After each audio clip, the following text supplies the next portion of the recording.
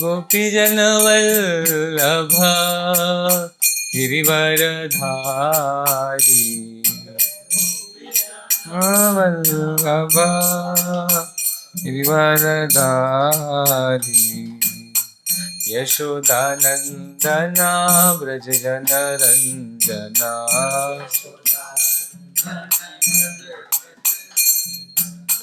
यशोदानंदना व्रज जनरंजना जनरंजना यमुना तीरा वनचारी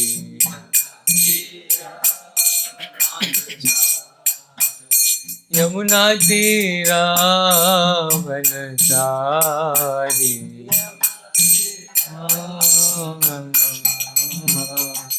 जय राजा माधवा जय बिहारी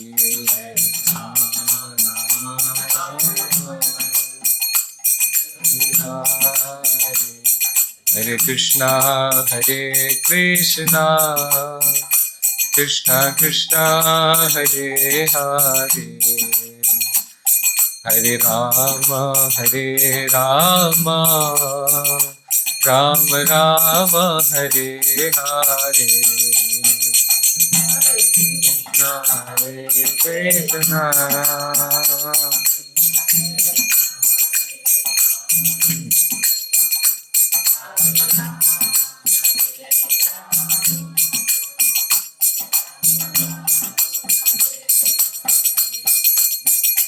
हरे कृष्णा हरे कृष्णा कृष्णा कृष्णा हरे हरे हरे राम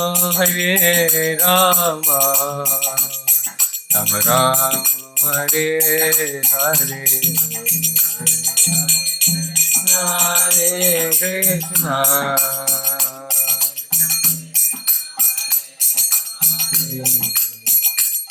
हरे राम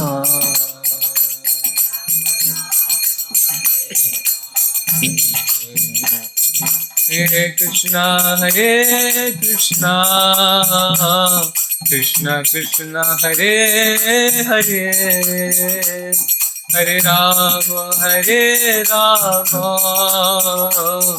राम राम हरे हरे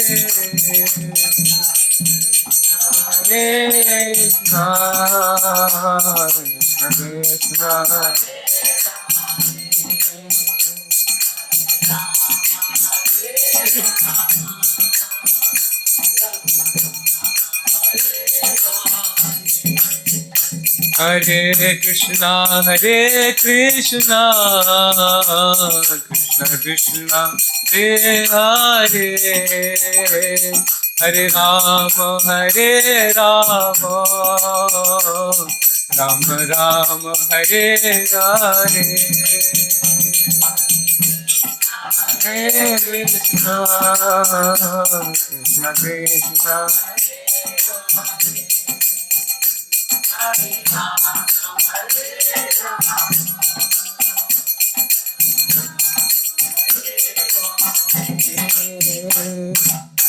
कृष्णा कृष्णा हरे Krishna Krishna Krishna Hare Hare Hare Ram Ram Hare Hare Hare Krishna Krishna Hare Hare Hare Ram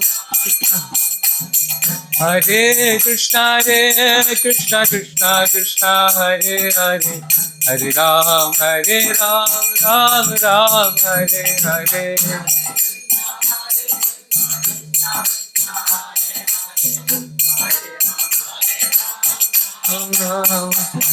Hare Krishna Krishna Krishna Hare Hare Hare Ram Ram Ram Hare Hare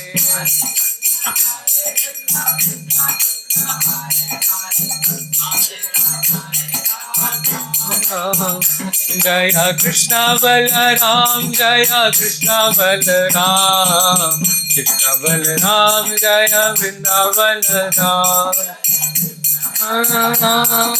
Krishna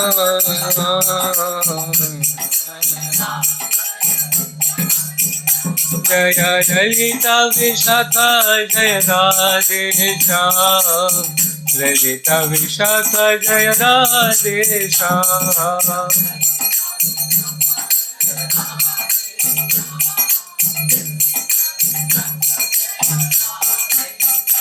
Jaya Gauranitai Jaya Gauranitai Gauranitai Jaya Gauranitai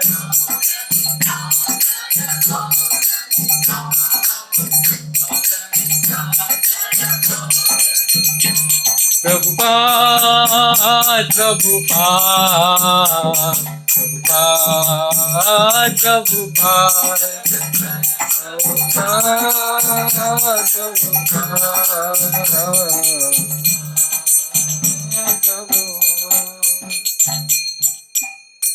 हरिनाम संकीर्तन यज्ञ की जय श्री प्रभुपाद की। हरे कृष्णा। तो स्वागत है आप लोग का श्रीमद् भगवद गीता की कक्षा में। आज हम लेंगे अध्याय 14 और श्लोक संख्या 20 पे चर्चा करने का प्रयास करेंगे, जिसमें भगवान अर्जुन को शिक्षा दे रहे हैं। ओम नमो भगवते वासुदेवाय। ओम नमो भगवते वासुदेवाय। ओम नमो भगवते वासुदेवाय। ओम नारायणं नमस्कृत्यं नरं चैव नरोत्तमं देवीं सरस्वतीं व्यासं ततो जयमुदीरये। नष्टप्रायेषु भद्रेषु नित्यं भागवत सेवया भगवता उत्तम श्लोके भक्तिर्भवति नैष्टिकी। श्लोक संख्या 20 अध्याय 14। गुणानेतानतीत्यत्रिना देहि देह समुद्धवान् जन्म मृत्यु जरा दुःखेर विमुक्तो अमृतम् अश्नुते। गुणानेतानतीत्यत्रिना देहि देह समुद्धवान् जन्म मृत्यु जरा दुःखेर विमुक्तो अमृतम् अश्नुते। गुणानेतानतीत्यत्रिना देहि देह समुद्धवान् जन्म मृत्यु जरा दुःखेर विमुक्तो अमृतम् अश्नुते। शब्दार्थ। गुणान गुणों को, एतान इन सब, अतिथ्य लांग कर, त्रीण तीन, देहि देहधारी, देह शरीर, समुद्धवान उत्पन्न, जन्म जन्म, मृत्यु मृत्यु, जरा बुढ़ापे का, दुखे है दुखों से, विमुक्तः मुक्त, अमृतम अमृत, अश्नुते भोगता है। अनुवाद। जब देहधारी जीव भौतिक शरीर से संबद्ध इन तीनों गुणों को लांघने में समर्थ होता है, तो वह जन्म मृत्यु, बुढ़ापा तथा उनके कष्टों से मुक्त हो सकता है और इसी जीवन में अमृत का भोग कर सकता है। तात्पर्य शिला प्रभुपाद द्वारा शिला प्रभुपाद की जय। इस श्लोक में बताया गया है कि किस प्रकार इसी शरीर में कृष्ण भावना भावित होकर दिव्य स्थिति में रहा जा सकता है। संस्कृत शब्द देही का अर्थ है देहधारी। यद्यपि मनुष्य इस भौतिक शरीर के भीतर रहता है, लेकिन अपने आध्यात्मिक ज्ञान की उन्नति के द्वारा वह प्रकृति के गुणों के प्रभाव से मुक्त हो सकता है। वह इसी शरीर में आध्यात्मिक जीवन का सुख उपभोग कर सकता है, क्योंकि इस शरीर के बाद उसका वैकुंठ जाना निश्चित है। लेकिन वह इसी शरीर में आध्यात्मिक सुख उठा सकता है। दूसरे शब्दों में कृष्ण भावनामृत में भक्ति करना भवपाश से मुक्ति का संकेत है, और अध्याय 18 में इसकी व्याख्या की जाएगी। जब मनुष्य प्रकृति के गुणों के प्रभाव से मुक्त हो जाता है तो वह भक्ति में प्रविष्ट होता है। ओम ज्ञानतिमिरान्धस्य ज्ञानञ्जनशलाकया चक्षुरुन्मिलितं येन तस्मै श्रीगुरुवे नमः। श्रीचैतन्यमनोभीष्टं स्थापितं येन भूतले स्वयं रूपा कदा मह्यं ददाति स्वपदान्तिकं। वन्देऽहं श्रीगुरो श्रीयुतापदकमलं श्रीगुरून् वैष्णवांश्च श्रीरूपं साग्रजातं सहगणरघुनाथान्वितं तं सजीवं साद्वैतं सावधूतं परिजनसहितं कृष्णचैतन्यदेवं श्रीराधाकृष्णपादान् सहगणललिता श्रीविशाखान्वितांश्च। हे कृष्णा करुणा सिन्धो दीनबन्धो जगत्पते गोपेशा गोपिका कांता राधा कांत नमोस्तुते। तप्त कांचन गौरांगी राधे वृंदावनेश्वरी वृषभानुसुते देवी प्रणमामि हरिप्रिये।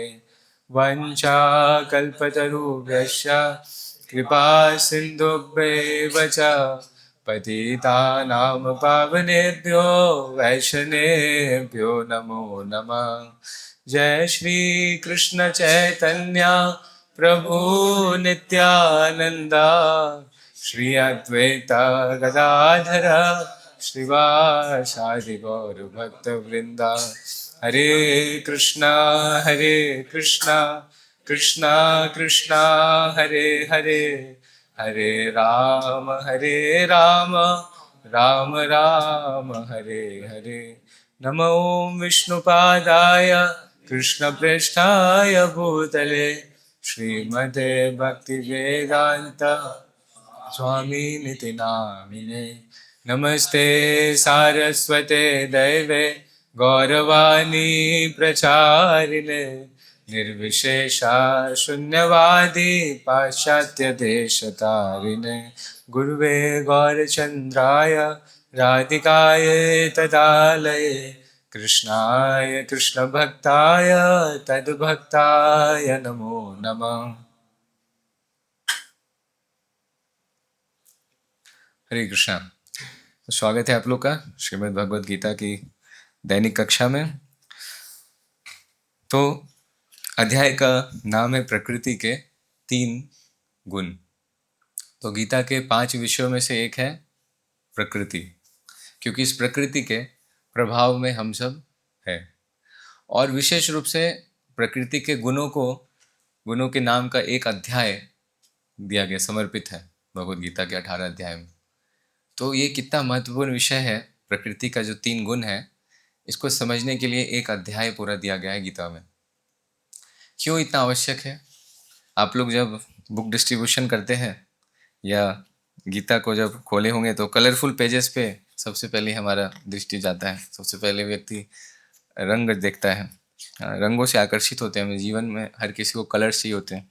तो उन कलरफुल पेजों में एक पेज ये आता है जिसमें जीवात्मा नीचे कुछ कार्य कर रहा होता है अलग अलग, और ऊपर से 3 देवियाँ जो है, जैसे कठपुतली का नाच होता है उस प्रकार से कठपुतली की भांति हम जीवात्माओं को ये जो 3 गुण की देवियाँ हैं, सतोगुण रजोगुण और तमोगुण की जो 3 देवियां हैं, ये धागे से खींच रही होती है, हमारे जीवन को चला रही होती है। जैसे हम कंट्रोल किए जा रहे हैं। अर्जुन भी बोलते हैं कि ऐसा लगता है मैं पाप करना नहीं चाहता, लेकिन पाप में मनुष्य को प्रवृत्त किया जाता है।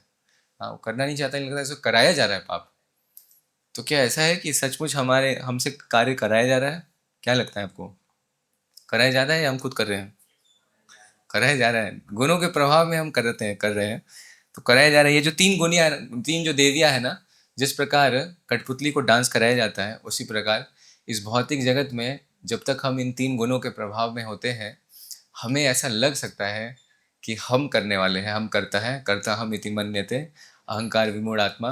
तो अहंकार के कारण हम सोच सकते हैं कि शायद वी आर द डूअर, हम करता है, लेकिन वास्तव में जो भी हम प्लान करते हैं अपने जीवन में, जो भी योजना हम बना रहे हैं कि मुझे ये करना है, आगे ये करना है, आगे ये करना है, या पहले ये किया मैंने, हाँ भविष्य में मैं ऐसा करूँगा, ऐसा बनूंगा। तो जितनी भी प्लानिंग हम इस संसार में कर रहे हैं, हाँ, और जितना भी हम निर्णय ले रहे हैं उन योजनाओं के तहत, ये समझना चाहिए प्रभुपाद श्रीमद् भागवतम में कंस द्वारा जब उत्पीड़न होता है, कंस के जो मंत्री आदि होते हैं, वो जब उसको सलाह देते हैं, हाँ, कुटिल सलाह, कि ब्राह्मणों को जो है मारो, हाँ, इससे भगवान विष्णु की शक्ति जो है वो नष्ट हो जाएगी। भगवान को मारना है तो भगवान के भक्तों को मार दो, तो भगवान विष्णु की शक्ति छीन हो जाएगी, फिर तुम आराम से राज करोगे, तुम्हारा काल खत्म।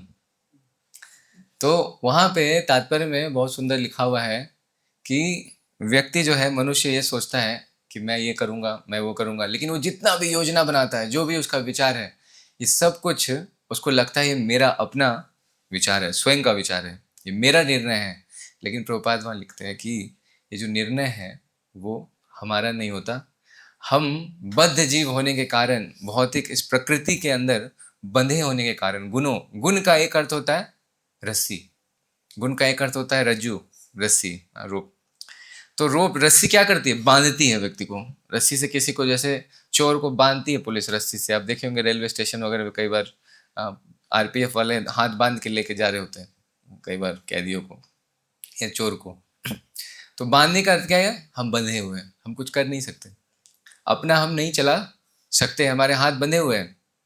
तो ये जो 3 गुण है ये बांधती है, और गुणों के प्रभाव में आकर हम योजना बनाते हैं इस संसार में, और हमें ऐसा लगता है, ऐसा प्रतीत होता है योजना मेरी है, मैंने ऐसा सोचा है, प्रभु जी मैं ऐसा सोच रहा हूँ, ऐसा करने का कैसा रहेगा? तो पूछना बहुत ज़रूरी होता है, इसलिए अथॉरिटी से, गुरु से पूछना होता है, क्योंकि योजनाएं सही है या गलत है, ये हमें भक्ति में प्रगति कराएंगी कि नहीं कराएगी। ये जो तीनों गुणों से मुक्त है, जो त्रिगुणातीत है, कौन है? भगवान कृष्ण है, और उनके जो बोनाफाइड रिप्रेजेंटेटिव, जो उनके जो है संदेश वाहक है, जो गुरु हैं, वो तीनों गुणों के परे है। तो वो व्यक्ति बता सकता है जिस पर भौतिक प्रकृति का प्रभाव ना पड़े, वो व्यक्ति बताए, उनसे अगर हम पूछे, कंसल्ट करें, जैसे लोग कंसल्टेशन आजकल बहुत चलता है संसार में, हर एक फील्ड में लोग कंसल्टेंट को हायर करते हैं आज के समय में, स्पेशलिस्ट पीपल, उनको हायर करो, चाहे हेल्थ हो, चाहे आर्किटेक्चर हो, चाहे इंजीनियरिंग हो, हर जगह। तो उसी प्रकार से हमें भी अपने जीवन में क्या करना है? गुरु से सहायता लेनी है, जो त्रिगुणातीत है। तो वो बताएंगे हमारा जो निर्णय हम ले रहे हैं, एक तो खुद से निर्णय लेना ही नहीं चाहिए, गुरु से डायरेक्ट पूछना चाहिए कि मैं कैसे बढ़ूं भक्ति में, ये मुझे क्या करना चाहिए, जीवन में ये समस्या आ रही है, क्या करें? तो गुरु जो है वो फिर आपको बता सकते हैं। तो 3 प्रकार की रस्सी है, सतोगुण की रस्सी, रजोगुण की रस्सी, तमोगुण की रस्सी। और तीनों रस्सियों का प्रभाव अलग अलग होता है, अलग अलग बांधने में अलग अलग रिजल्ट आता है। हाँ, आप जानते हैं गुणों के द्वारा हम प्रभावित रहते हैं। आप इसे बहुत सरलता से समझ सकते हैं।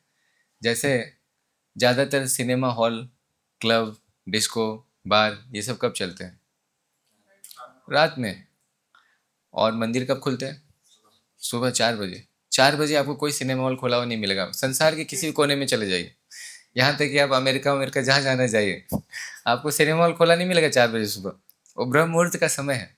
तो प्रकृति भी सहायता करती है कार्यों को करने में, और व्यक्ति को लगता है मैं कर रहा हूँ, लेकिन एक्चुअली प्रकृति करवा रही है।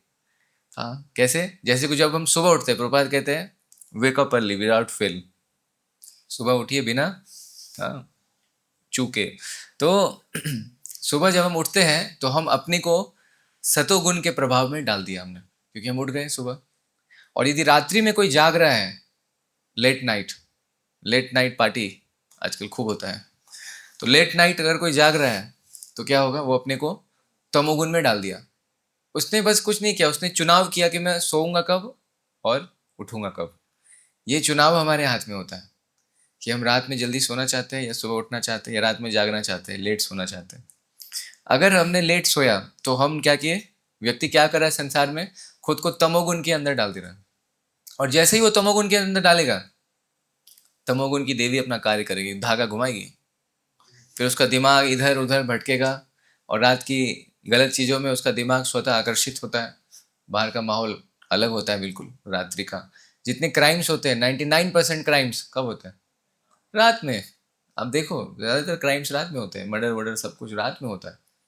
दिन में बहुत कम होता है, हाँ, लेकिन रात में ज़्यादा होता है, क्योंकि तमोगुण का प्रभाव होता है। दिमाग ज़्यादा ही चक्कर पकड़ इधर उधर करता है, कब? रात में, रात्रि में। तो ये गुण बहुत ज़्यादा हमें प्रभावित करते हैं। तो हम, ये अध्याय क्यों है प्रकृति का 3 गुण? यह अध्याय इसलिए है कि एक तो हमने समझा कि गुण का अर्थ है रस्सी, रस्सी से हम बांधा जाता है, हमें हमें बांधा जाता है। लेकिन यदि हमें इसका ज्ञान हो जाए कि ये रस्सी किस प्रकार हमें बांधती है, तो हम अपनी रस्सी को खोल भी सकते हैं। यदि हमें पता चल जाए ये रस्सी कैसे बांधती है या रस्सी का क्या प्रभाव होता है, तो उस रस्सी को हम फिर खोल भी सकते हैं, खोलने का प्रयास कर सकते हैं। तो गुण जो है हमें बंधन में अवश्य डालते हैं, लेकिन जब प्रकृति के 3 गुणों का हमें ज्ञान हो जाएगा इस अध्याय का, तो यही गुण हमारे मुक्ति का कारण भी बन सकती है, जो अभी बंधन का कारण है। कैसे? तो प्रभुपाद कहते हैं यदि कोई तमोगुण में स्थित है तो उसको प्रयास करके रजोगुण में आना चाहिए, क्योंकि रजोगुण तमोगुण से श्रेष्ठ है। रजोगुण में कोई स्थित है तो उसको सतोगुण में आना चाहिए, क्योंकि सतोगुण रजोगुण से श्रेष्ठ है। तो कम से कम प्रभुपाद कहते हैं, हाँ, सतोगुण की का जो अवस्था है उसमें आने के लिए प्रभुपाद कहते हैं। तो सतोगुण में आने के लिए हम लोग क्या करते हैं? सुबह प्रातः जल्दी उठते हैं, स्नान करते हैं, शुद्ध जीवन जीते हैं, 4 नियमों का पालन करते हैं, भक्तों का सुबह दर्शन करते हैं, भगवान का दर्शन करते हैं, स्वच्छ वस्त्र पहनते हैं, अच्छी संगति करते हैं, हाँ, भक्तों का संग करते हैं, प्रसाद खाते हैं, हाँ, कुछ भी ऐसे नहीं खा लेते, हाँ, और महामंत्र आदि जप करना ही तो भक्ति का क्रिया है। लेकिन बाकी चीज़ें मैं बता रहा हूँ एक्सटर्नल्स। और क्या करते हैं? टाइमली समय से सो जाते हैं, हाँ, ये बहुत ज़रूरी है। मैंने एक भक्त को पूछा कल, अपने पुराने रूममेट को, कि भक्ति में बढ़ूं कैसे, रीडिंग हियरिंग चैंटिंग में टेस्ट बढ़ाने के लिए क्या करूं? तो उन्होंने कहा 8 बजे सो जाओ। एक लाइन में बोला 8 बजे सो जाओ। 8 बजे अब टारगेट लोगे तो 8:30 तक तो सो ही जाओगे। हाँ, तो अगर हम रात में जल्दी सो जाते हैं तो अगले दिन जो है पूरा उसका प्रभाव हमें दिखेगा, क्योंकि हमने दिन की शुरुआत ही सतोगुण से की है। तो इस श्लोक में लिख रहे हैं प्रभुपाद, इसमें एक बहुत महत्वपूर्ण शब्द है देही। देही अर्थात देहधारी। हम लोगों ने ये देह धारण किया है, देखो कितना अच्छा, किसी को अच्छा देह लग सकता है, किसी को बुरा लग सकता है, लेकिन देह सबके पास है, सुंदर हो जैसा भी हो। तो देह को हमने धारण तो कर लिया, हाँ, और ये देह कैसा है? भौतिक है, ये आध्यात्मिक देह नहीं है। और जब ये भौतिक देह है तो इसका अर्थ क्या है कि भौतिक जगत के अंदर हम लोग हैं, और भौतिक अर्थात ये नश्वर है, ये परमानेंट नहीं है, ये शाश्वत नहीं है, हाँ, ये इसका नाश हो जाएगा।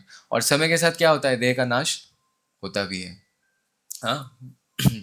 देहिनो अस्मिन् यथा देहे कौमारम यौवनम जरा तथा देहंता प्राप्ति धीरज तत्र न मुह्यति।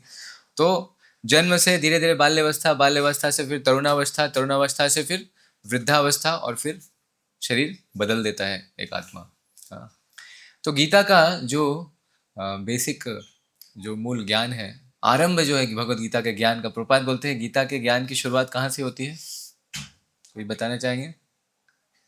कैसे हम समझ सकते हैं? जो बेसिक है यहाँ से गीता शुरू होती है, फंडामेंटल।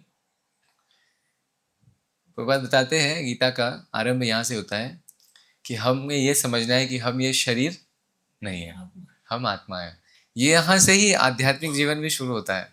अभी तक यदि हम खुद को देहधारी बनाकर बैठे हैं कि मैं इस देह में हूँ, मुझे सजना है, मेरा नाम खराब हो रहा है, मुझे कोई गलत बात बोल दिया तो मुझे बहुत बुरा लग गया, किसी ने डांट दिया, किसी ने मिस्टेक निकाल दिया तो बहुत चुभ जाता है। तो इसका मतलब समझना है हम अभी बहुत देर में है, अभी बेसिक में भी नहीं आए हम, स्पिरिचुअल लाइफ के बेसिक में भी, भगवद गीता के बेसिक में भी आए नहीं है। तो धीर बनना है। धीर का अर्थ क्या है? जो देह के परिवर्तन में, जो भी देह के अंदर जो भी परिवर्तन हो रहा है उससे वो मोहित नहीं होगा। अब देह मतलब केवल भौतिक देह नहीं, यही देह नहीं होता, या अध्यात्म, ये स्थूल शरीर है, वैसे ही सूक्ष्म शरीर भी है, वो भी देह है। मन, बुद्धि, अहंकार, उस पर भी, उसके भी चेंजेस से प्रभावित नहीं होना है हमें। उसमें भी जैसे मन नहीं लग रहा है, या बुद्धि इधर उधर भाग रही है, या अहंकार अंदर से उफान मार रहा है, तो इसका मतलब देह में परिवर्तन हो रहा है, सूक्ष्म देह में परिवर्तन हो रहा है भौतिक देह के स्थान पे। और सूक्ष्म देह का परिवर्तन ज़्यादा विचलित करता है। भौतिक देह में कई बार व्यक्ति सह लेता है, बीमार पड़ गया कोई बात नहीं, लेटा है, लेकिन मन के अंदर कोई किसी ने डांट दिया और वो बात घूम रही है, घूम रही है, घूम रही है, परेशान है। अगले दिन जब करेगा उस समय भी वही बातें चलेगी उसकी, हरे कृष्णा कृष्ण कृष्ण हरे हरे, हरे राम राम राम हरे, जब कर रहा है लेकिन बैकग्राउंड में कुछ और चल रहा है कि कल उससे झगड़ा हो गया था। हाँ, तो सूक्ष्म देह के परिवर्तन से व्यथित है। तो 13वें अध्याय के 8वें श्लोक में प्रभुपाद बताते हैं चार सबसे बड़ी समस्या क्या? जन्म मृत्यु जरा व्याधि। और इस श्लोक में भी बोल रहे हैं जन्म मृत्यु जरा दुखेर। तो व्याधि नहीं बोले, जन्म मृत्यु जरा और दुखेर, दुख, क्योंकि जो डिजीज है, बीमारियां हैं, वो दुख का कारण है। तो सीधा दुख बता दिया गया। प्रभु जी डॉक्टर हैं, जानते हैं कितने पेशेंट रोज आते हैं, हाँ, दुखों को लेके, और भगवान की कृपा से दुख को दूर करने का प्रयास करते हैं। 15 दिन यहाँ, 15 दिन दिल्ली, ऐसे। तो दुखों को अगर देखना है किसी को तो कहते जाके हॉस्पिटल चले जाओ। किसी को लग रहा है संसार बहुत सुखाल्यम है तो उसको किसी अस्पताल में 2-4 दिन रह के आना चाहिए, उधर थोड़ा रहना चाहिए। एक चक्कर भी आप मारोगे, आप देखोगे चारों तरफ किसी का पाँव टूटा है, किसी की बैंडेज लगी है, हाँ, किसी का ट्रीटमेंट हो रहा है, किसी का चीर फाड़ हो रहा है, किसी का ओपन हार्ट सर्जरी है, शरीर खुला हुआ है, और लोग इतने टेंशन में, कोई रो रहा है, कोई बिलख रहा है, कोई रात भर से जागा हुआ है। मतलब हॉस्पिटल का ऐसा माहौल रहता है, आपको समझ में आ जाएगा कि ये दुखालयम वाला स्थान है। लेकिन बाहर कई बार हम सुखालयम सोचते हैं, क्यों? क्योंकि गुणों के प्रभाव में हम बंधे हैं। तो जन्म मृत्यु जरा व्याधि चारों बहुत बड़े दुख हैं। कैसे हैं आप जानते हैं? जन्म कितना कष्टप्रद होता है। जन्म बहुत आसान होता है, लेकिन भगवान की कृपा में याद नहीं रहता ना।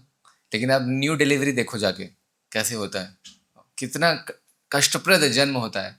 माँ को कष्ट होता है और बच्चे को भी कष्ट होता है। 9 महीने पहले तो, डिलीवरी से पहले 9 महीने उल्टा लटका होता है, हाँ, उल्टा लटका होता है शिशु गर्भ में, हाँ, और वहाँ कीड़े काटते हैं, हाँ। भागवतम में वर्णन आता है कि कीड़े काटते हैं वहाँ पे, और वहीं पे वो यूरिन यूरिन पास करता है उधर ही, उसमें कीड़े जर्म्स हो जाते हैं अंदर, पेट के अंदर, गर्भ के अंदर। और सोचिए जहाँ हम ऐसे बिल्कुल हाथ पाँव हमारा सिमटा हुआ है और कीड़े काट रहे हैं, ऐसी थैली में हम बंद हैं, कितनी सुखद स्थिति है, नहीं? और अंधेरा है, कुछ भी नहीं दिख रहा, अंधकार, अंधेरा ऐसे ही परेशान करता है। अब उसमें कीड़े काट रहे हैं, तो मैंने अपनी छोटी बहन को कॉल किया, वो पीजीआई मेडिकल कॉलेज में पढ़ रही थी। मैंने कहा एक बात बताओ, कीड़ा काटता है क्या गर्भ में जो बच्चा होता है उसको? तो मेडिकल साइंस क्या कहता है? तो बोली हाँ भैया काटता है, जर्म्स होते हैं वहाँ। तो बोला अरे देखो हमारे, तो आपको कैसे पता? मैंने, मैं भागवतम पढ़ रहा था, यहाँ लिखा है कि कीड़े काटते हैं। तो चलो मेडिकल साइंस इसको मानता है कि कीड़े काटते हैं गर्भ के अंदर।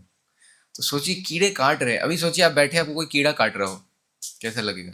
काटता जा रहा, आप हाथ से कुछ नहीं कर सकते, हटा भी नहीं सकते।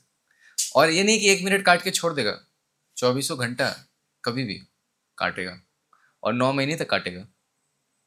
कितनी खतरनाक स्थिति है। और उल्टा लटके हैं, खाना आप जीवा से नहीं ले रहे हैं। इधर एक नाभि देखे आप लोग अपना, बहुत सुंदर डिजाइन, सबका अलग होता है, यूनिक डिजाइन। तो यहाँ ऑपरेट किया गया था, जन्म लेते ही सर्जरी हो जाती है एक तरह से देखे तो, जन्म लेते ही ऑपरेशन, काट दिया था, और बच्चा रोता है दर्द से, ऐसी इतनी पीड़ा है। और बच्चा ना रोए तो क्या होगा? रुलाया जाता है, नॉर्मल नहीं लग रहा है, नर्स मारती है। कैसा वेलकम होता है इस संसार में, ओपनिंग इतना बढ़िया है, हाँ? जबरदस्त ओपनिंग है संसार में। और ना रोए तो मारा जाता है, और बच्चा जब रोता है, रोना शुरू करता है, तब लोग हंसते हैं, हाँ नॉर्मल है, नॉर्मल है। लोग कहते हैं नॉर्मल है। तो इसका अर्थ समझते हैं आप? संसार में जैसे ही हम इंटर करते हैं, एक स्टैम्प मार के ब्रह्मा जी भेजे दुखाल्यम, यहाँ दुख मिलने वाला है तुम्हें। हाँ, तो उसकी एंट्री से ही पता चल जाता है ऐसा एंटर किए संसार में, यहाँ मार कर रुलाया जाता है और लोग हंसते हैं, बोलते हैं नॉर्मल। तो यहाँ संसार में रोना बहुत नॉर्मल है। लेकिन प्रभुपाद हमें सिखा रहे हैं हंसना कैसे है, प्रसन्न कैसे रहना इस संसार में, ये प्रभुपाद सिखा रहे हैं। संसार में तो हम रोने के लिए आ गए लेकिन हंसेंगे कैसे, ये भगवद गीता के ज्ञान से हम सीख सकते हैं। वैसे ही मृत्यु भी है, 300 बिच्छू काटने का प्रभुपाद बताते हैं। 300 बिच्छू एक बार में डंक मारे, ऐसी भयंकर पीड़ा होती है जब आत्मा शरीर से विलग हो रही होती है, सब भयंकर कष्ट होता है।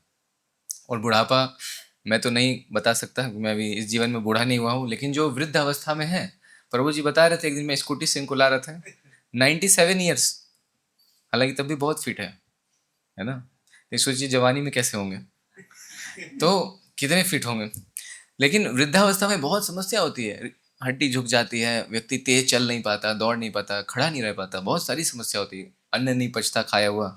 जो व्यक्ति पूरा फीस्टिंग करता था, हाँ, बैठकर, वो बेचारा एक रोटी पचाने में दिक्कत होती है, बहुत दिक्कत होती है। और व्याधि तो आप जानते हैं, बीमारी हो जाए, माला करने का मन नहीं करता, बेड पे व्यक्ति पड़ा रहता है, कब ठीक होगा, ऐसा लगता है जल्दी ठीक हो जाए।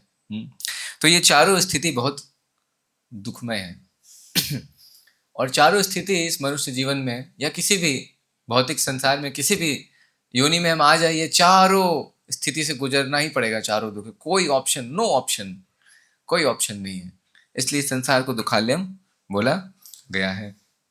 और गुण के प्रभाव में जीवात्मा रहता है, सतोगुण, रजोगुण, तमोगुण, और जैसा जैसा प्रभाव उसका होगा वैसे वैसे उसकी आगे की गति भी होती है। प्रभुपाद कहते हैं कि हर क्षण हम अपना अगला जीवन तैयार कर रहे हैं, हर क्षण हम कैसे व्यतीत कर रहे हैं इस समय, वो निश्चित करेगा अगला जीवन क्या होने वाला है।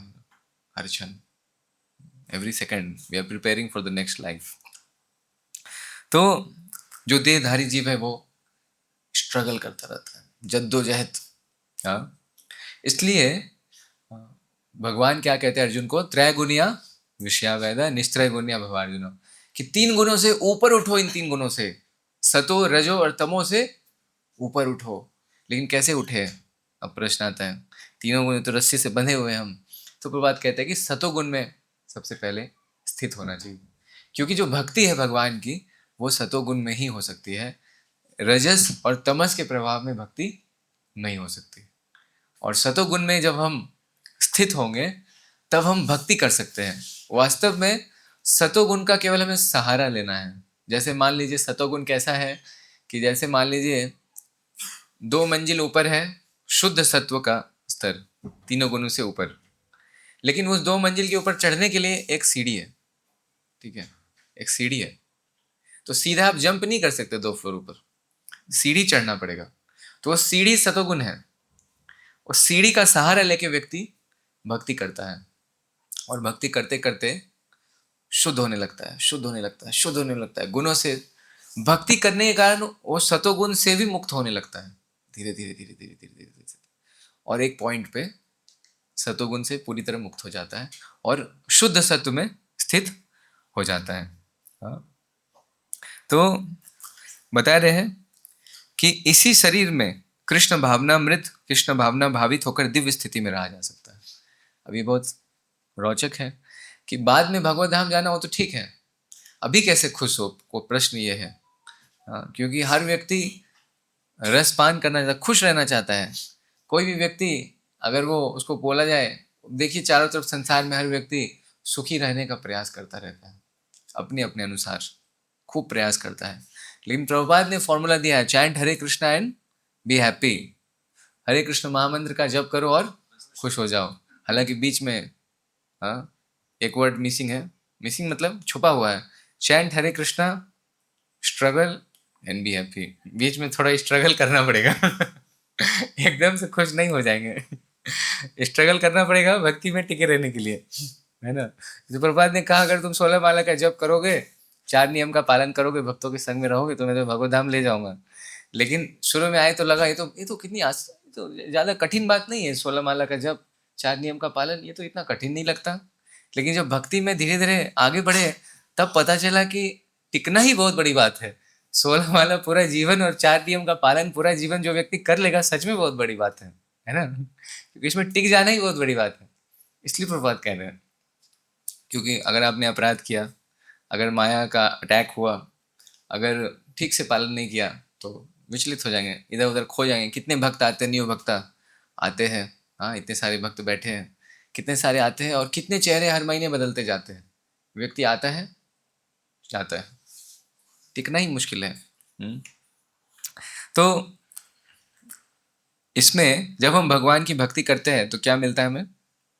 आनंद मिलता है, जिसको हम ढूंढ रहे हैं। यदि आनंद नहीं मिलता तो क्या हम भौतिक सुखों को छोड़ पाते? क्या लोग ब्रह्मचारी बन पाते?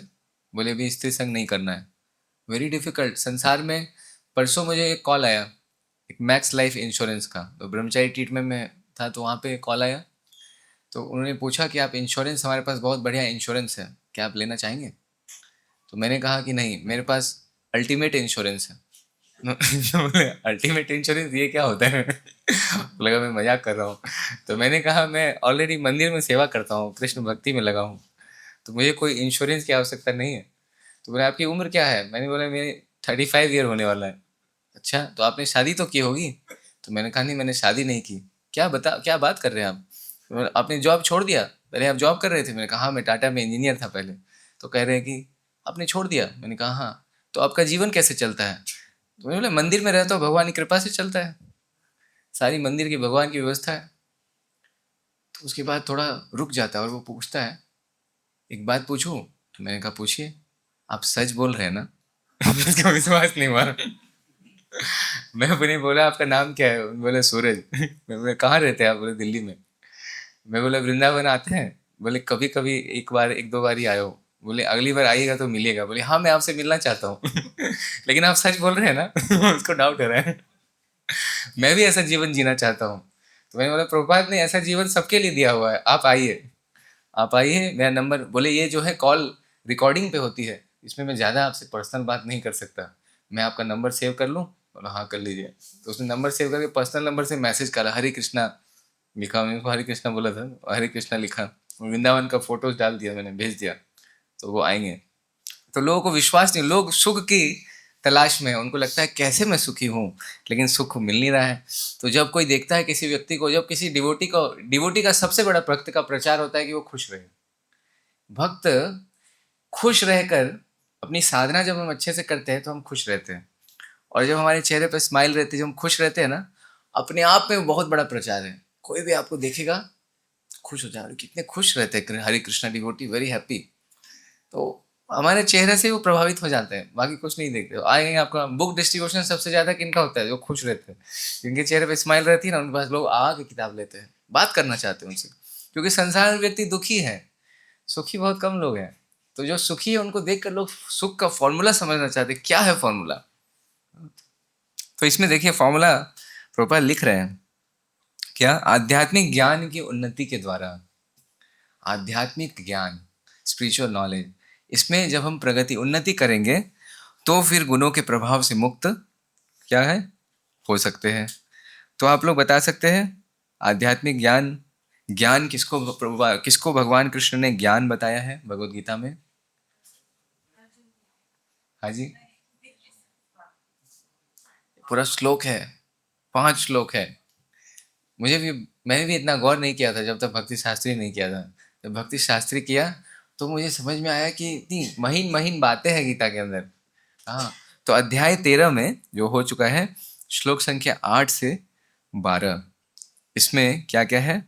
अमानित्वम, हाँ, दंभित्वम, अहिंसा, शांतिर, आर्जवम, आचार्य उपासनम, शौचम, स्थिर यम, आत्म विनिग्रह। तो ये पूरा 5 श्लोक है, 13.8 से लेकर 12 तक, 5 श्लोक। इसमें 20 एलिमेंट्स ऑफ नॉलेज है, ज्ञान के 20 घटक, 20 चीजों को भगवान बता रहे हैं, ये ज्ञान है। मैं आपको पढ़ देता हूं उसका अनुवाद। विनम्रता, ध्यान से सुनिएगा। विनम्रता, दंभहीनता, अहिंसा, सहिष्णुता, सरलता, प्रमाणी गुरु के पास जाना, पवित्रता, स्थिरता, आत्मसंयम, इंद्रिय तृप्ति के विषयों का परित्याग, अहंकार का अभाव, जन्म मृत्यु, वृद्धावस्था तथा रोग के दोषों की अनुभूति, वैराग्य, जो अनुभव करे इसका, जन्म मृत्यु जरा व्याधि दुख दोषानुदर्शनम जो श्लोक है वो इसी के अंदर है, श्लोक संख्या 9 में। तो इसका जो अनुभव कर पाए, क्योंकि जब अनुभव करेगा तब वो इससे मुक्त होने का प्रयास करेगा। वैराग्य, संतान, स्त्री, घर तथा अन्य वस्तुओं की ममता से मुक्ति। हाँ, अच्छी तथा बुरी घटनाओं के प्रति समभाव। अब बुरी घटना घट जाती है तो हमारा दिमाग खराब हो जाता है, ऐसे कैसे हो गया। हाँ, लेकिन समभाव बोल रहे हैं, विचलित नहीं होने बोल रहे। मेरे प्रति निरंतर अनन्य भक्ति। अनन्य भक्ति यानी अन्य, अन्य, अनन्य का अर्थ होता है अन जोड़ अन्य। अन्य वो किसी का आश्रय नहीं स्वीकार करता एक भक्त। भगवान श्री राधा श्याम सुंदर कृष्ण बलराम गौनिताय को छोड़ के, हाँ, किसी का आश्रय में वो जाएगा नहीं, राधा कृष्ण का आश्रय छोड़कर। दैट इज कॉल्ड अन्य। अन्य किसी भी अन्य के आश्रय में नहीं जाएगा, तो वो उसको कहते हैं अनन्य। अनन्य भक्ति करता है। भगवान किसके प्रति बोल रहे हैं? मेरे प्रति। एकांत स्थान में रहने की इच्छा, जन समूह से विलगाव, आत्म साक्षात्कार की महत्ता को स्वीकारना तथा परम सत्य की दार्शनिक खोज। तो ये 20 पॉइंट्स हैं, ये 20 चीजें हैं, 20 घटक हैं। इन सबको भगवान कह रहे हैं मैं ज्ञान घोषित करता हूं। भगवान श्री कृष्ण कह रहे हैं इसको मैं ज्ञान घोषित करता हूं, और अज्ञान भी सुन लीजिए। और इनके अतिरिक्त जो भी है वो सब अज्ञान है, और ये 20 के अलावा जो भी है वो अज्ञान है। तो आध्यात्मिक जो जीवन है उसमें हमें क्या करना है? मुख्य रूप से आध्यात्मिक जीवन का एक बहुत बड़ा जो कार्य है वो है स्वाध्याय। स्वाध्याय अभ्यसनम चैव। स्वाध्याय का अभ्यास करना पड़ता है कि हम प्रभुपाद के बुक्स पढ़ें, प्रभुपाद की बुक्स को पढ़ें, प्रभुपाद के बुक्स में दिए हुए पर्पस को, तात्पर्यों को सुने। तो स्वाध्याय अत्यंत आवश्यक है, क्योंकि पहले जानना पड़ेगा करना क्या है, फिर तो कर पाएंगे, करने का प्रयास करेंगे। पहले पता ही नहीं करना क्या है तो करेंगे, करने की तो बात ही दूर है फिर। तो पहले इंफॉर्मेशन, हाँ, जानकारी, और फिर एप्लीकेशन, हाँ, फिर अप्लाई करना होगा, तब वो ज्ञान बनेगा, नहीं तो जानकारी रह जाएगी। तो इसी शरीर में आध्यात्मिक जीवन का सुख उपभोग कर सकता है, क्योंकि इस शरीर के बाद उसका वैकुंठ जाना निश्चित हो जाता है। तो इस शरीर के बाद back to godhead confirm, ticket confirm है, गरुड़ एयरलाइन से उड़ जाएगा, हाँ, दैट इज कंफर्म। लेकिन बता रहे वो तो बाद की बात है, इसी शरीर में रहते हुए भी वो सुखी रहेगा जब कोई भगवान की भक्ति करेगा, आध्यात्मिक ज्ञान की उन्नति में अपने जीवन को लगाएगा। क्यों? क्योंकि श्रील रूप गोस्वामी भक्ति रसामृत सिंधु में बताते हैं, हाँ, भक्ति के 6 लक्षणों के बारे में, कि जब कोई भक्ति करता है तो 6 चीजें उसके जीवन में होती है स्वतः। हाँ, भक्ति करने के 6 प्रभाव स्वतः होते हैं। क्या? शुभदा, शुभ शुभ होने लगता है उसके जीवन में।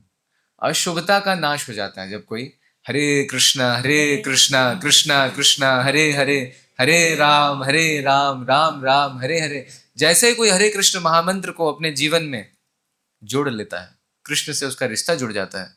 ये भगवान का मोबाइल नंबर है, हरे कृष्ण महामंत्र। जैसे ही हम इसको डायल करते हैं, हमारा कनेक्शन, जैसे किसी को आपको कनेक्ट करना है तो आप उसका नंबर डायल करते हैं और फिर उससे बात हो पाती है। वैसे जब हम हरे कृष्ण महामंत्र जप करते हैं, इट्स लाइक हमारा कनेक्शन हो जाता है श्री श्री राधा कृष्ण से। तो उसके जीवन में क्या आता है? शुभ होने लगता है, उसके जीवन में शुभता आती है। दूसरा भक्ति का लक्षण है कृष्ण आकर्षणी। दूसरा क्या होता है? जब कोई भक्ति करता है वो कृष्ण को, जो साक्षात परम भगवान है, उनको आकर्षित करने लगता है अपनी ओर। जब कोई भक्ति करता है, भक्ति इतनी शक्तिशाली है कि भगवान आकर्षित होने लगते हैं किसके प्रति? जो भगवान की भक्ति में लगा है। तीसरा होता है मोक्ष लघुताकृत। मुक्ति भी उनके लिए क्या होती है? छोटी, तुच्छ लगने लगती है। हाँ, मुक्ति भी जो है तुच्छ हो जाती है भक्ति के आगे। हाँ, क्योंकि मुक्ति से भी ज्यादा सुख व्यक्ति को मिलता है जब कोई भगवान की सेवा में लगा रहता है। हाँ, फिर क्लेशाग्नि भी होती है। जो भी कष्ट आदि जो संसार में जो झुलस रहे हम, संसार दावा नल लीड़ लोका, डेली गाते हैं हम, हाँ, गुरु अष्टकम में, कि संसार जो है दावानल के समान है और हम लोग झुलस रहे। दावानल, वन में लगी अग्नि, वन की अग्नि बुझती नहीं है, कितना भी बुझाने का प्रयास किया जाए। अभी पिछले ही कुछ समय पहले अमेरिका में लगा था, खूब हेलीकॉप्टर से लाला के पानी फेंके, खूब फेंके बहुत सारे हेलीकॉप्टर से, लेकिन नहीं बुझा पाए, क्योंकि दावानल बहुत भयंकर होता है, इसलिए दावानल से तुलना की जाती है। हाँ, तो क्लेशा अग्नि, तो क्लेश की जो अग्नि है वो बुझ जाती है, किससे? भक्ति से। क्योंकि करुणा कौन देते हैं? त्राणाय कारुण्य घना घनत्वम, भगवान की करुणा को कौन बांटते हैं? गुरु, श्री गुरु। तो श्री गुरु उस करुणा को बांटते हैं, और कैसे बांटते हैं? वन की अग्नि एक ही अवस्था में बुझ सकती है, जब घनघोर बारिश हो, तब वन की अग्नि बुझती है। तो वो बारिश, कृपा की जो, करुणा की जो बारिश है वो गुरु करते हैं, कृष्ण की कृपा की। और सुदुर्लभ, भक्ति अत्यंत दुर्लभ है, अत्यंत दुर्लभ वस्तु है। हाँ, देखिए मनुष्य जीवन ही बहुत दुर्लभ बताया गया है। 84 लाख योनियों में मनुष्य जीवन, 4 लाख प्रकार की योनियां हैं जो मनुष्य की है, और उसमें भी मनुष्य कितने सारे हैं। देखो अब क्या क्या कर रहे हैं मनुष्य पूरे संसार में, आप देखिए। हाँ, कोई मछली पकड़ रहा है, कोई कुछ बेच रहा है, मतलब बहुत सारे कार्यों में लगे हुए पूरे संसार में। तो उसमें मनुष्य जीवन में फिर भारत में जन्म लेना बहुत दुर्लभ है, क्योंकि भारत में बचपन से भगवान का नाम कान में चला जाता है। इवन कोई मुस्लिम क्रिश्चियन कुछ भी हो, नाम तो जाता ही है, कीर्तन करते हैं भक्त लोग, रथ यात्रा निकालते हैं, प्रसाद बांटते हैं, कहीं ना कहीं से संपर्क रहता है भगवान के साथ। और भारत में जन्म लेने के बाद भी फिर कोई भक्ति में आ गया, भक्ति में भी इस्कॉन में आ गया, हाँ, प्रभुपाद जी के मिशन में इस्कॉन में भी आके यहाँ पे रहने लगा, और उसमें भी इस्कॉन में आके वृंदावन में आ गया। उसका भाग्य सोचिए कि क्या भाग्य है उसका, कि वृंदावन में आ गया। और वृंदावन में आकर भक्ति अगर करे तो फिर क्या कहना, पूरा बल्ले बल्ले, कुछ कुछ बचा ही नहीं, सब कुछ मिल जाएगा आपको। सब कुछ मिल चुका है वास्तव में, जो वृंदावन में उसको सब कुछ मिल चुका है। 64 अंग भक्ति का है, उसमें 5 महत्वपूर्ण अंग में एक धामवास आता है, धाम भी मिल गया, और क्या चाहिए। ठीक है, तो और अंत में क्या आता है? संदरानंद विशेष आत्मा। हाँ, उनको एक अलग आनंद के रस की प्राप्ति होती है। भक्त को एक नेक्स्ट लेवल का आनंद मिलता है जब वो भगवान की भक्ति करता है। अब देखिए इसको कैसे समझ सकते हैं कि तीनों गुणों से कोई पार हो गया है, कैसे समझे? हम देख सकते हैं, जैसे देखिए प्रहलाद महाराज को, त्रिगुणातीत है, भगवान के शुद्ध भक्त त्रिगुणातीत होते हैं। प्रहलाद महाराज को देखिए, हाथी, पागल हाथी से कुचला जा रहा है, उनको कोई दिक्कत नहीं हो रही, कोई कष्ट नहीं। भयंकर विष धारी सर्प, हिरण्यकशिपु बोले मारो इसको, उसको डसा जा रहा है, डसाया जा रहा है सांप से, पहाड़ से फेंक दिए, भयंकर हथियारों से आर पार कर दिए।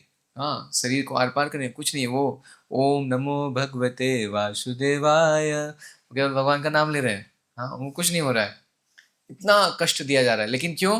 क्योंकि वो त्रिगुणातीत है, उनका शरीर भी त्रिगुणातीत हो गया है। हाँ, मन बुद्धि अहंकार तो है ही, ये भौतिक शरीर भी भौतिक नहीं बचता है, शुद्ध भक्त का शरीर भी शुद्ध हो जाता है। हालांकि हमारी आंखें देख नहीं पाती, इसलिए जो महान भक्त होते हैं उनकी समाधि दी जाती है, उनको जलाया नहीं जाता, क्योंकि वो शरीर भी शुद्ध हो गया है, उसको अग्नि की आवश्यकता नहीं शुद्ध करने के, जलाने की। इसलिए महान सन्यासियों को समाधि दिया जाता है, क्योंकि वो शरीर शुद्ध है, वो त्रिगुणातीत है, बाहर से कैसा भी लगे। हाँ, बताया गया है, रूप गोस्वामी ने उपदेशामृत में बताया है कि गंगा में जिस प्रकार, गंगा जी में पानी के जब बारिश होती है तो बुलबुले उठते हैं, लेकिन जो ज्ञान में स्थित होते हैं, जो गंगा जी की महिमा जानते हैं, उस गंगा जी में भी स्नान करते हैं और गंगा जी का फल प्राप्त करते हैं स्नान का। तो वैसे ही जो शुद्ध भक्त होते हैं उनके शरीर में विकार दिख सकता है, गुरु के शरीर में विकार दिख सकता है, लेकिन इसका अर्थ ये नहीं कि वो शरीर शुद्ध नहीं है। गंगा जी ही रहती है, चाहे उसमें बुलबुले क्यों ना उठ जाए। हाँ तो इसलिए दृष्टिकोण बदलना बहुत आवश्यक है। तो और हम देख सकते हैं कि इनका एग्जाम्पल प्रभुपाद का ही अगर आप उदाहरण देखें, तो प्रभुपाद पूरे विश्व में कहीं भी जाते थे, दूसरे देशों में गए, कोई जेट लैग नहीं होता था। दूसरे देश में चले गए, अपनी घड़ी को, कांटे को, पहले ना एक इधर छोटा सा लीवर होता था, उससे घुमा के टाइम सेट किया जाता था मैनुअली, तो उससे वहाँ का टाइम सेट किए और सेवा शुरू वहाँ के अनुसार। अब इधर दिन था उधर रात है, लेकिन उनको कोई फर्क नहीं पड़ता। हाँ, शिष्यों की हालत खराब हो जाती थी, इसलिए शुद्ध कीर्ति प्रभु जी बोलते थे कि हमें नींद आने लगती थी, हम थक जाते थे, लेकिन प्रभुपाद को हम देखते थे कोई प्रभाव नहीं पड़ता उन पर दूसरे देश जाने का, कुछ भी नहीं।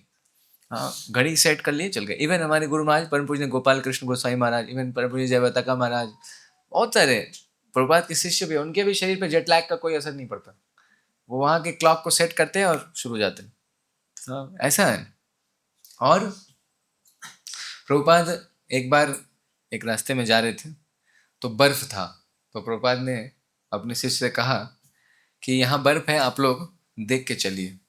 हाँ, तो शिष्य लोग थोड़ा देखे प्रभुपाद को। प्रभुपाद ने कहा कि मैं देखूं या ना देखूं, मैं नहीं फिसलूंगा, लेकिन आप फिसल सकते हैं। हाँ। क्यों? क्योंकि प्रभुपाद दैवी प्रकृति आश्रितम, दैवीय प्रकृति में स्थित है। महात्मानस्तु वाम पार्थ, दैवी प्रकृति आश्रितम। तो प्रभुपाद महात्मा है, वो दैवी प्रकृति, भगवान की जो स्पिरिचुअल नेचर है उसमें स्थित है। हाँ। और एक प्रभुपाद हाउस में मैं एक वीडियो देख रहा था सेवा करते समय, बहुत सुंदर वीडियो था।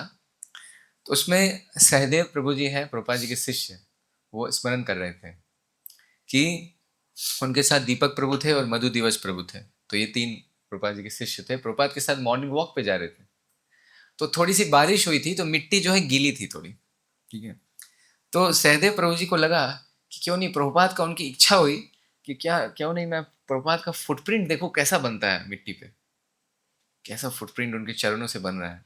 जैसे एक इच्छा आ गई, तो वो पीछे चल रहे थे और पीछे आ गए और पीछे से प्रभुपाद का फुटप्रिंट देखने लगे। तो कुछ दिखा नहीं, तो थोड़ा पास आए। हाँ, चलते चलते थोड़ा पास से देखने लगे, तो भी नहीं दिखा। जब बहुत गौर से देखे, तो अगल बगल दीपक प्रभु और मधु दिवस प्रभु दोनों के चरणों का, पांव चल रहे थे ना, दोनों का फुटप्रिंट बन रहा था मिट्टी पे। हाँ, लेकिन प्रभुपाद का कोई फुटप्रिंट नहीं बन रहा था। और ऐसा लग रहा था जैसे हवा में ग्लाइड कर रहे हैं प्रभुपाद का पाँव, जैसे हवा में तैर रहा है, चल नहीं रहे। तो उन्होंने देखा, वो आश्चर्यचकित हो गए। हाँ, तो जबकि बारिश हुई थी और बाकी दोनों का फुटप्रिंट बना, उनका भी बन रहा है, खुद का भी देखे बन रहा है, प्रभुपाद का नहीं बन रहा है। तो फिर उनको याद आया, भागवतम में बताया गया है कि युधिष्ठिर महाराज भी जब चलते थे, तो युधिष्ठिर महाराज का भी फुटप्रिंट नहीं होता था धरती पे। तो ऐसे जो शुद्ध भक्त होते हैं उस कोटि के, नित्य पार्षद आदि, तो उनका जो नित्य सिद्ध भक्त होते हैं, नित्य सिद्ध भक्त होते हैं, उनका फुटप्रिंट नहीं बनता है। तो प्रभुपाद का एक पास टाइम है। हाँ। और एक हम जानते हैं अम्बरीश महाराज के बारे में आप लोग जानते हैं। अम्बरीश महाराज जो है, श्रीमद् भगवद गीता में ही दूसरे अध्याय के 61वें श्लोक में भी दिया गया है। श्रीमद् भागवतम के 4th स्कंद में आता है कि कैसे अम्बरीश महाराज भगवान की भक्ति में लगे हुए थे। ये हमारे लिए बहुत प्रेरणादायक है। अम्बरीश महाराज ने 1 साल का छुट्टी ले लिया, इतने बड़े राजा थे, लेकिन फ्री छुट्टी लेके बोले भक्ति करेंगे 1 साल ब्रेक ले लिया। हमें ब्रेक लेना चाहिए बीच में, सेवा से नहीं, साधना। तो इसमें बता रहे हैं अम्बरीश महाराज क्या, सवे मन कृष्ण पदार विंदयो वचांसी वैकुंठ गुणानुवर्णने करो हरेर मंदिर मार्जनादिशु श्रुतिम चकारु अच्युत सत्कथोदय मुकुंद लिंगालय दर्शने दृशो तद्भृत्य गात्र स्पर्शेन संगमम घ्राणम च तत्पाद सरोज सौरभे श्रीमत तुलस्या रसनाम तदर्पिते पादौ हरेः क्षेत्र पदानुसर्पणे शिरो ऋषिकेश पदाभिवंदने कामम च दास्ये नातु काम कामयया यथो उत्तम श्लोक जनाश्रया रति ही। इसका अर्थ बता रहे, राजा अम्बरीश ने अपना मन, ध्यान से सुनिएगा, हम कंक्लूड कर रहे हैं क्लास को। राजा अम्बरीश ने अपना मन भगवान कृष्ण के चरणाविंदों पर स्थिर कर दिया, अपनी वाणी भगवान के धाम की चर्चा करने में लगा दी, अपने कानों को भगवान की लीलाओं को सुनने में लगाया, अपने हाथों को भगवान का मंदिर साफ करने में, अपनी आंखों को भगवान का स्वरूप देखने में, अपने शरीर को भक्त के शरीर का स्पर्श करने में, अपनी नाक को भगवान के चरणाविंदों पर भेंट किए फूलों की गंध सूंघने में, अपनी जीव को उन्हें अर्पित तुलसी दलों का आस्वादन करने में, अपने पांवों को जहां जहां भगवान के मंदिर है उन स्थानों की यात्रा करने में, अपने सिर को भगवान को नमस्कार करने में, तथा अपनी इच्छाओं को भगवान की इच्छाओं को पूरा करने में लगा दिया कि भगवान की क्या इच्छा है उसमें वो हमारी इच्छा क्या है कि भगवान की जो इच्छा है उसको हम पूरा करें, ये हमारी इच्छा है। तो कैसे पता चलेगा? भगवान तो आके बताएंगे नहीं, गुरु बताते हैं, भगवान के भक्त बताते हैं। और इन गुणों के कारण वे भगवान के मत पर भक्त बनने के योग्य हो गए। पूरी तरह भगवान पे आश्रित हो गए, उनका हृदय पूरी तरह भगवान में लग गया। तो आइए हम प्रेरणा लेते हैं आज के श्लोक से, विशेष रूप से अम्बरीश महाराज के जीवन से और प्रभुपाद के जीवन से, कि हम किस प्रकार से प्रकृति के 3 गुणों को लांघ सकते हैं। कैसे भगवान के अपनी समस्त इंद्रियों को ऋषिकेन ऋषिकेशा सेवनम भक्तिर उच्यते। तो भगवान ऋषिकेश की सेवा में जो इंद्रियों के स्वामी अपनी इंद्रियों को जिस प्रकार अम्बरीश महाराज लगा रहे हैं, प्रेरणा प्रस्तुत कर रहे हैं, उसी प्रकार जब अपनी इंद्रियों को भगवान की सेवा में लगाएंगे तो स्वतः हम प्रकृति के 3 गुणों से ऊपर उठ जाएंगे और इस जीवन में भी सुखी रहेंगे और अगला जीवन तो भगवत धाम का टिकट कंफर्म है। हरे कृष्णा। कोई प्रश्न है, कोई टीका टिप्पणी, कोई करेक्शन? श्रीमद् भगवद गीता यथारूप की जय, श्रील प्रभुपाद की जय। हरे कृष्णा कृष्ण कृष्ण हरे हरे, हरे राम राम राम हरे हरे, हरे कृष्णा कृष्ण